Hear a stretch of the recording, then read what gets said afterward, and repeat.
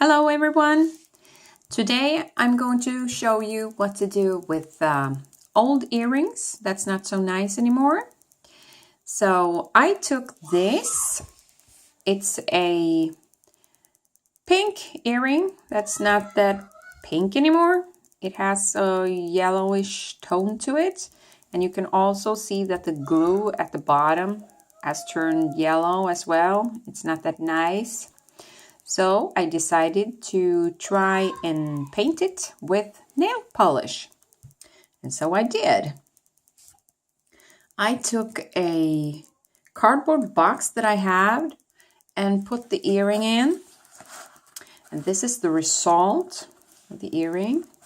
You don't need to have a cardboard box. You can take a sponge or a plier, whatever you have. But if you're using a plier, please be smart and tape the handle together because you want to put it down while it dries, because this is painted with 5 coats of color, so it takes a while. And this is what I used. First, I took a base coat to cover the earring with, and after that I took this latte color.